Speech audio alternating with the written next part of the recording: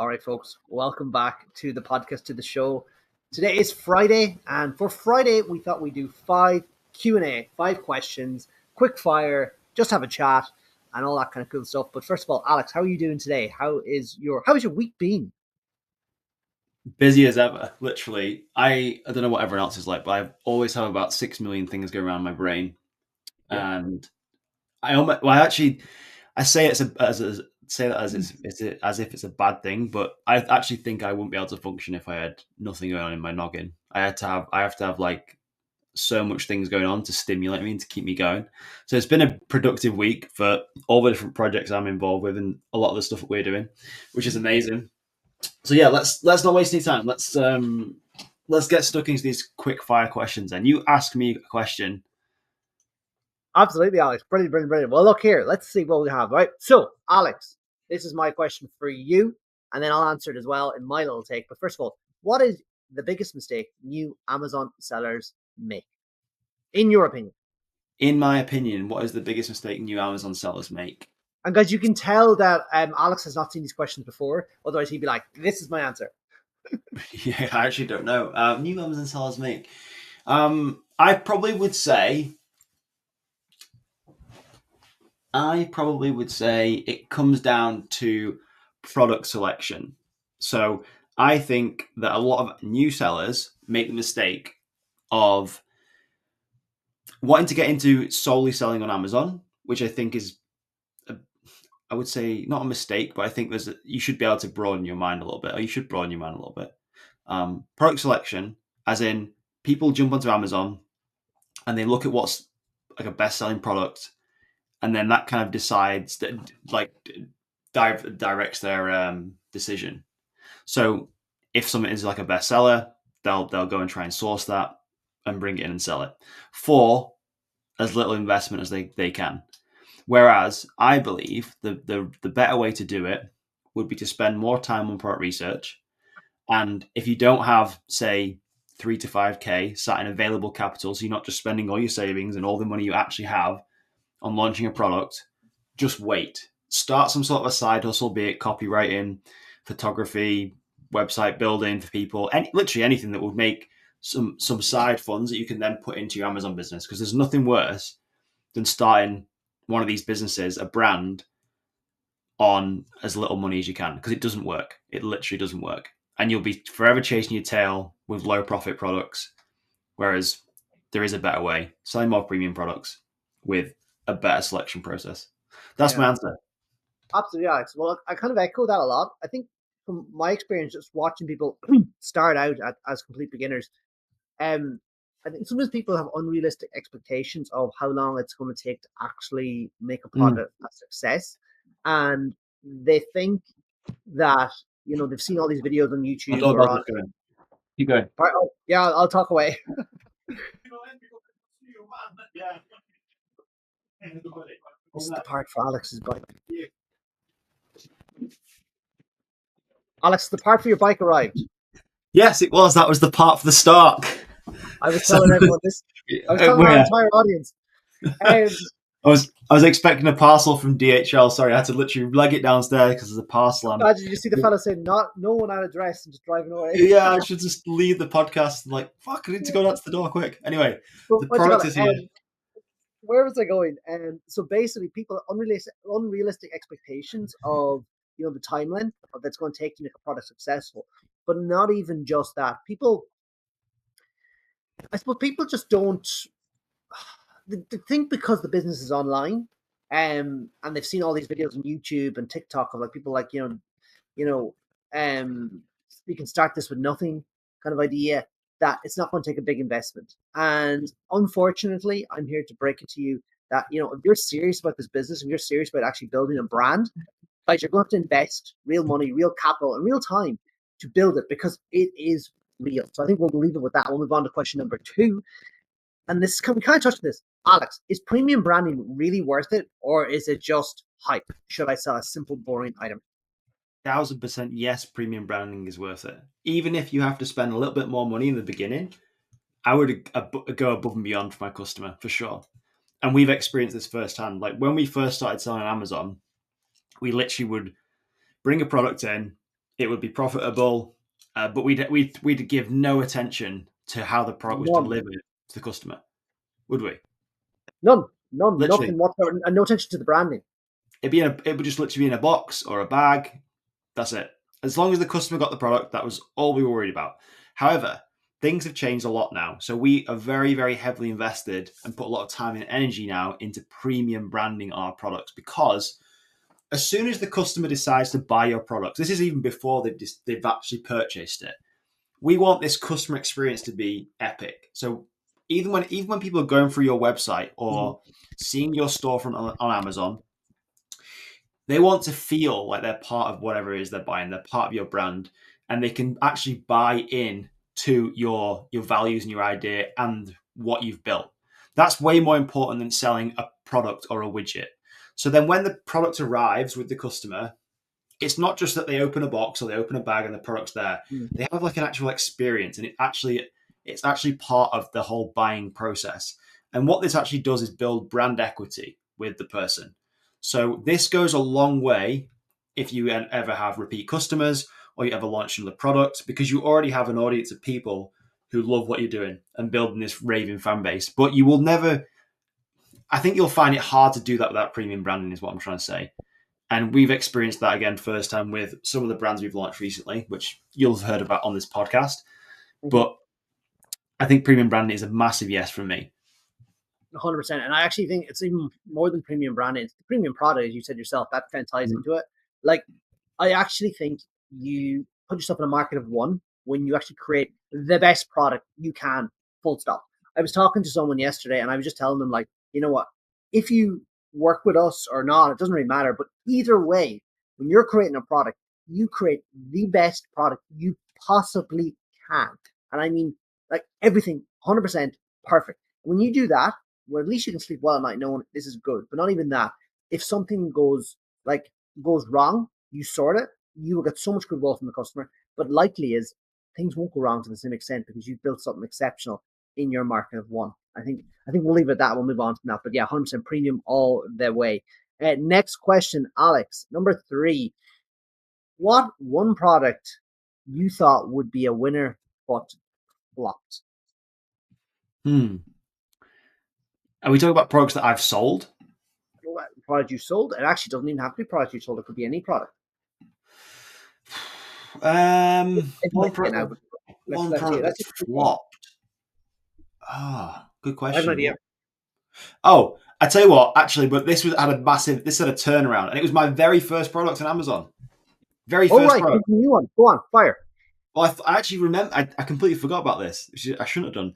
My very first product was a Bundt baking tin. Do you remember that? Vaguely, yeah. Did it have red? No, that was different product. Yeah, red. It was red. Oh, and it came with a spatula. It was a baking tin, a little small baking tin. How did I forget that? Alex loves baking, by the way. I don't actually like baking. I like going buying baked goods. I don't like baking. Fire. Anyway, bought this product in, and it started selling very slowly. And then kind of realized after a couple of months, like, fuck, this is probably a bit too much of a competitive product. I should have maybe spent a bit more time in the product research selection phase and chose a different product. This is back in 2017, 2018, when I first started selling on Amazon. I think it was 2017, end of 2017 going to 2018. I think maybe a bit later than that. Anyway, this product didn't sell. It was selling very slowly, but it was not selling the numbers I wanted. So obviously I continued to grow my brand with other different products that were selling. Then COVID happened. And what was everyone doing when COVID happened? Nothing. Baking. Everyone was baking. Everyone was stuck at home in their houses. And guess what started to sell? My baking tin. My baking tins. Sold out literally, not overnight, but like sold out within weeks. So I was like, right, good riddance to that product. I'm never doing that product ever again. And yeah, that was kind of a product that I thought would do okay, but it flopped in the beginning and had a miraculous turnaround. What about yourself? There was one product. I'm not going to mention the cat playpen because we've already talked about that before. It was rubber ramps for, like, do you know curbside, curbs that can be 4 inches or 6 inches high, right? You put this rubber ramp up to it, and like the car can drive up onto it. You can pull your wheelie bin up onto it. You can drive your golf buggy, wheelchairs, all that kind of stuff, right? And the market was quite boring. And from what I could see, all the other sellers were FBM, fulfilled by merchant, right? Which basically meant slower shipping and not necessarily as reliable service. And I was like, okay, I can come in here, create the same product. It's a really boring product, just a big lump of rubber. But I can do it FBA, which means super fast delivery, and we'll take the market. For some reason, no matter what, we could not get people to spend more money on FBA. And generally, people would always spend up to maybe 20, 30% more to get something FBA. They wouldn't do it in this market. And maybe it was just all industrial, maybe it was businesses buying it, and they had their suppliers set up. There could have been a lot of different reasons that we weren't really aware of, but we couldn't get that product selling profitably. Yes, we sold it out. I think in the end, it was probably a 6K investment. I think it lost about 1,000. So it wasn't the end of the world, but it just was one of those products that I thought would do really well. Like everything lined up and just didn't. Now, if I was to go in, like if I was launching a product similar today, I wouldn't, just because I'm looking for more premium stuff. I'm looking for stuff that I can really differentiate. Like, I'm not going to make that too exciting, but still, I thought that would do well. And it just didn't work. But that's business. That's life. You know, if you knew everything that was going to work, like, man, you're off to the races. And Alex, if you or we had to start over with no connections, what would be our first move with a product? So again, I think this is kind of implying a product that you were launching socially. Like, you know, what would your first move be to launch a product on social media? And that's something that's kind of important with premium products, because they're not just on Amazon. Amazon is just a tool. It's a platform to sell your product, but you should be thinking about selling it in other places as well. I've done some videos on that on my YouTube channel. You can find them.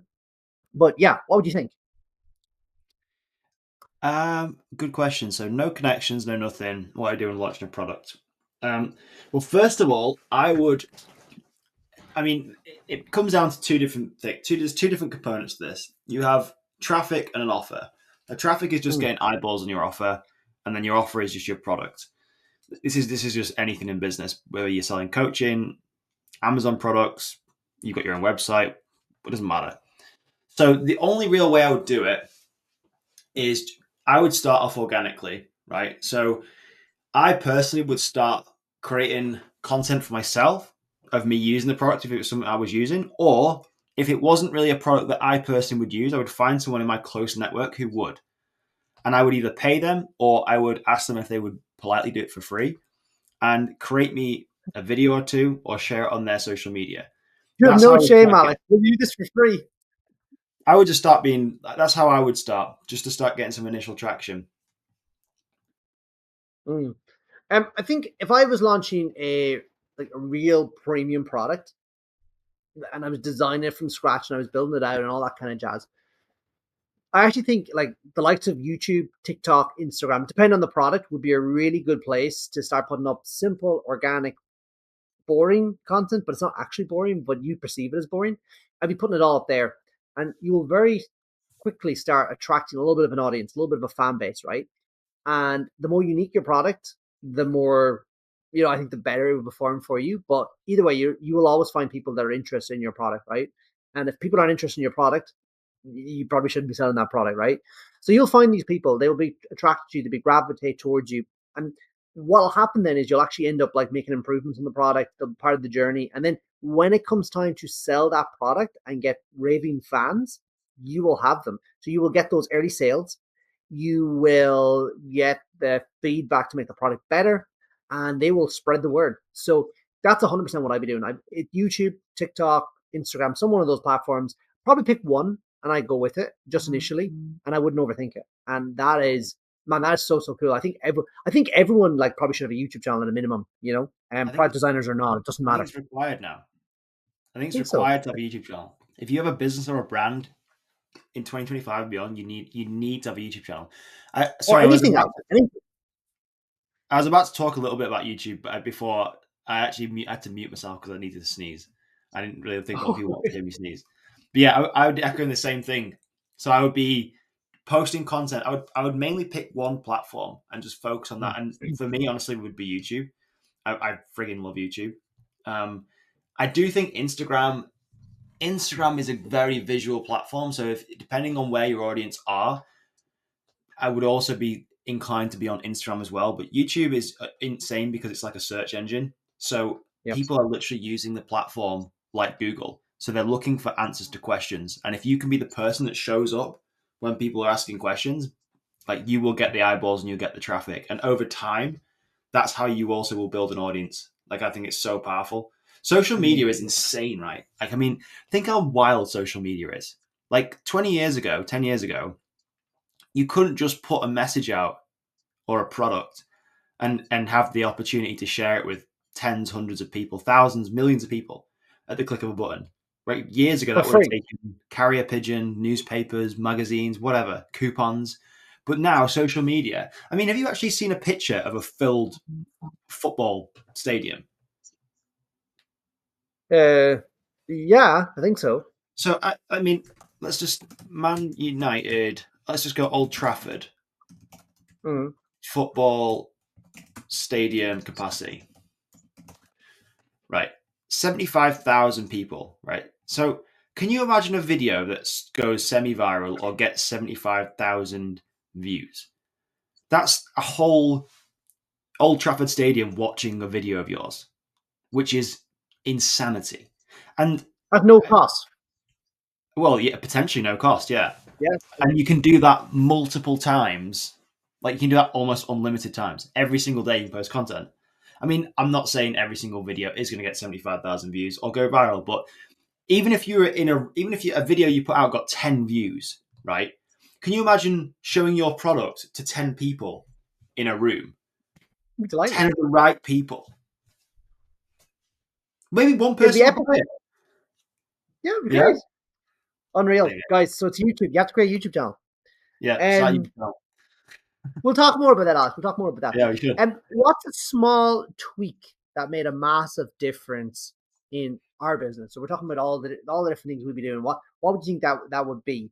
Any ideas? Great question. Probably the idea of premium pricing and the fact that there are people out there who will spend more money, and spending more money on products and us selling our services for more money, especially like looking for products to sell at a higher price, is a good thing, because one, it gives us more room to offer a premium product or service to clients or customers. And it also gives us more space for profit, which means we can put more money into advertising and creating a better experience for the customer. It's always a customer first approach, right? I'm sure like higher priced things means that someone somewhere gets more money, but it also opens the door for us to put more money into a better customer experience, a better product, better materials in a product, better experience as a whole. That's my take. Man, 100%. I hope you're not. I don't know if you can hear my clock. My clock is chiming in the corner here, but Okay. I completely 100% agree. So it's, to be honest with you, I've seen when we first started, we kind of undersold ourselves. I don't think we appreciated the value of what we were bringing to the table. Like, the reality is, these skills that we have, the knowledge that we have, like, it was hard earned. It was hard earned. I'm not saying we know everything. We certainly do not. Far from it. Like, we're still learning all the time. But by God, it was not easy, right? And if we value that and we value ourselves and the people that we've become by doing this, we have to charge what we're worth, right? Now, I think it's funny when you start charging what you're worth. Two things happen. Number one, people actually get better results because people pay more, so therefore they value it more, and therefore they implement what you're saying for them to implement, right? And number two, you actually end up, attracting people that are in a position to actually do what you're telling them to do. So you're saying buy a premium product. They're not trying to skimp and save. We kind of touched on this earlier. And they're actually saying, that's no problem. Yeah, no problem. I'll just do that. I'll just do that. And when they do that, they get the results. And then when they get the results, they're happy. We're happy. Everyone is happy. And it's amazing. Like, if you're worrying about money, right? I mean, like in a business, right? You're not able to do much else. Whereas when the money is a little bit more taken care of, you can actually concentrate on actually properly growing the business, on properly serving the client, on properly investing in products and things like that. Like, reality is, we take the money we generate, we earn from coaching, we put it into products, so we can then therefore come back and say to guys, this is what we did, this is what worked, this is what didn't, you should do this, you should do that, blah, blah, blah. and building the team and investing in the team. Because the reality is, if it was just me and you, it'd be very difficult to support everyone to the level that we want to. But now we'll Yeah. be able to invest in Fiat and we'll be able to invest in, other people, building a bit of a network. And that again gives a better experience, better outcome for the students. So that is my biggest learning. Like, you just have to charge what you're worth. And sometimes the only way to do that is to slowly increase the price, and you realize people are actually happy. And Yeah. you know what? It's just so much better for everyone involved. So yeah, that's it. So if you're doing anything, folks, just make sure to know your value, know your worth, and charge it. Um, let's leave it there, Alex. Good call, though. Yeah, it was good fun. I should do more of these. Yeah, I, I think so. I think so. And guys, if you have any questions, just send them in. All right. See you in a bit. Bye.